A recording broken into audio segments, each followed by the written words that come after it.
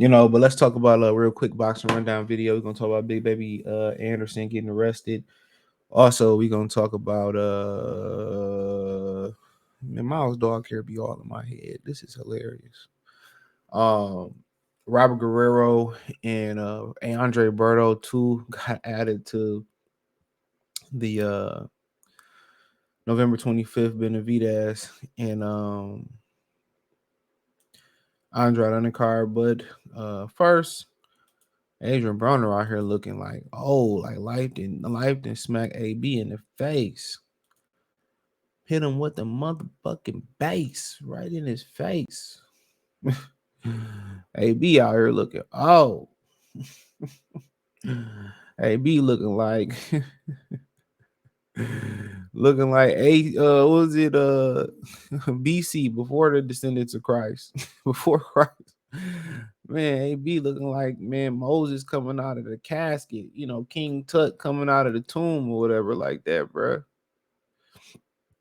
No kizzy, man. AB out here looking old. He looking like we in the water, old ass. But hey, Golden Way president is AB, my boy though. AB president says Adrien Broner was considered as a possible opponent for Ryan Garcia.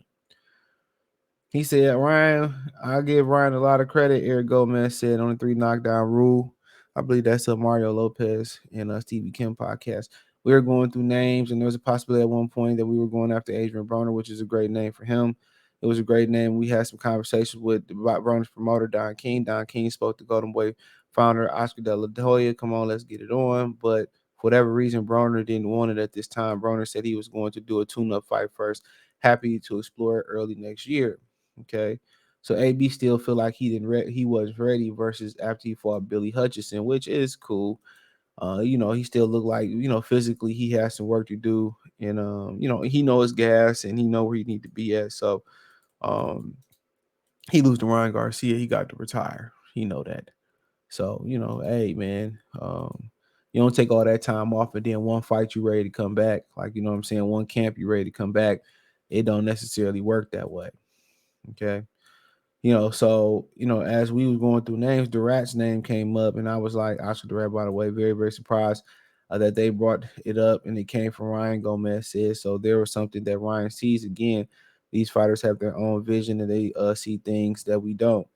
So he wanted Durant, and he feels like he can exploit that, and I can see Ryan's got fast hands, and Durant can be hit, but he's also got heavy hands. He's very, very dangerous. So yeah, I don't know much about Oscar Durant Hall. Like I don't watch the most of the zone cards. I don't watch them. I don't watch boxing like I used to watch it. Um, but then again, that's just me. I used to watch it all, but it used to be a certain caliber of boxing that used to get put on, and now the caliber of boxing is trash. It's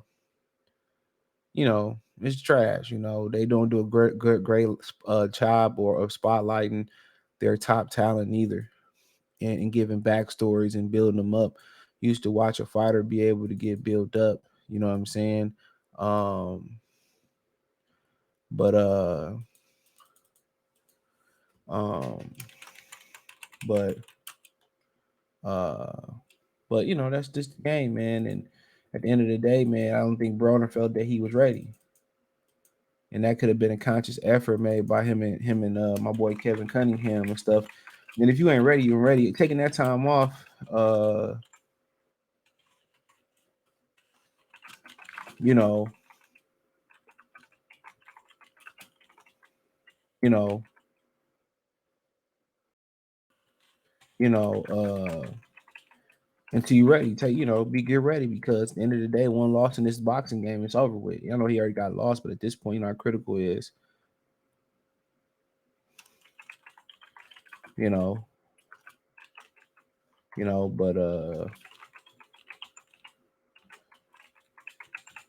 but that's just the game now. But nonetheless, man, I just Ryan Garcia apparently like he took a tough fight, so I'm gonna watch Ryan Garcia fight coming off a knockout or whatever.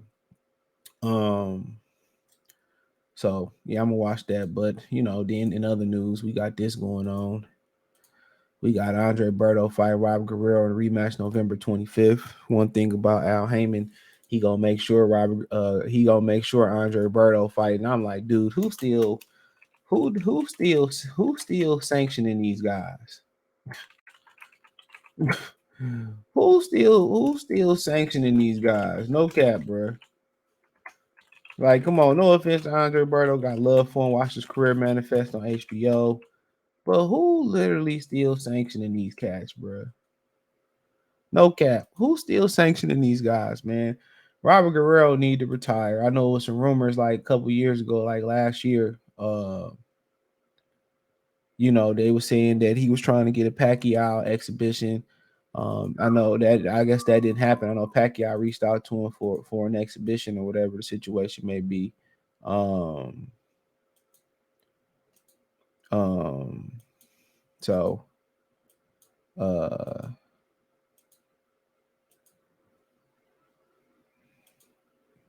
but but Andre Berto took to social media and let's see. He said I haven't announced it yet. You gotta understand it's a few weeks away too.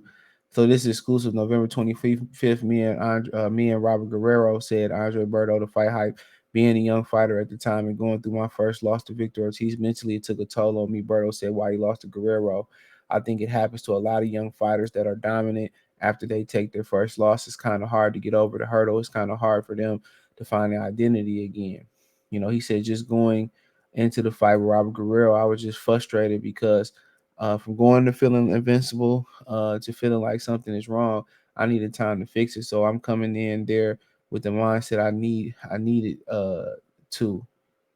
Um, he went on to say, I was trying to change things up, trying to change my style, trying to change my diet at the time. Said, Berto, I was trying to find something to fix it. It just went all bad. Guerrero caught me with a few good shots early. I went into extremely being nervous because mentally I wasn't in the right place. I paid for it that night and I don't have any more excuses for it. Those are the things that happen in life. And Berto said about his fight with Robert Guerrero in 2012. You will be able to get over those hurdles try to come back right. I was young, undefeated, hot shot, living the life until Virgil Ortiz in April 2011. I was really heavy with all the celebrities. I had a lot of money at the time. I was living it up with all the attention. For a young you can ask as a young fighter, you want everyone to know you and everybody to see you and you want everybody to know your name. So once you go through your first loss, it's going and go through that time, all those people that you wanted attention from and all the media outlets, all the celebrities, those same people you see go through that. That's what makes it hard for a young fighter, a young guys to deal with. I had to go through a lot of growing pains in life, period. A lot of other fighters, I don't see them come back from it. The fight game is really fickle. They'll love you and then they'll hate you and they'll say you're a bum and then they'll say this and that. It gets a fighter to evaluate life and understand uh, your what you're going through, said Berto. And at the end of the day, that means he put too much stock in people, what people think of shit. And that's kind of what I like about Earl Spence. Earl Spence ain't never too high, even when he lost. When he win, he ain't never too low. You know what I'm saying? Earl Spence got a good temperament. And that's one thing that I respect about him. He don't get too high after a win, and he didn't get too low after a loss. So I definitely respect that aspect of it. You know, so and that's the problem. Some of these dudes get too high and too low off of losses. Or after wins, or people give you credit and you just you take it and run with it. You know, so that's why when people give me compliments, tell me good. I never get too high or too low. Some same people tomorrow may not feel that way. Them very same people may not feel that way. So, man, it is what it is. But but you're right. You got to understand too. He was the dude that was, one of the first generations of boxing that was dealing with what? what he was dealing with, social media. So you really seen everybody opinionating. You know what I'm saying? He really seen that really happening. But I love Berto, bro. I watched him grow up, man. Cool dude, man. How he did Floyd with Miss Jackson, that story was gold. So I always got love for. I love to have Berto on the show, bro. He seemed like a real cool ass dude, bro. Heavyweight contender Jared Anderson arrested in Ohio. Yeah, I know I don't really even like interviewing fighters, certain fighters. You know what I'm saying? I've been fortunate enough, real quick, to interview some really good ones. Jack Catterall, Mikey Garcia, Josh Taylor. Um, all really good guys, man. I usually want to go for the trainers or the older fighters and stuff of that nature. They seem to be more punctual, more gracious and stuff. Y'all know we've been on the panel with Nate Campbell and DeMarcus Chop Curley on the Last Stand podcast. So yeah, it's cool. But apparently, let's switch lanes, man. Our guy, our Midwest brother, heavyweight contender Jared Anderson arrested in Ohio. Getting in Ohio, shout out to Cam. He's heavyweight contender Jared Anderson was arrested Monday morning in Oregon, Ohio, and booked on charges of improperly handling a firearm in his vehicle while knowingly under the influence of operating a vehicle under the influence of alcohol or drugs. So we don't know which one it is. According to Lucas County Correction Center records, Anderson, 23, spent a little bit more than 8 hours in jail and released just before noon, per Correction Center records.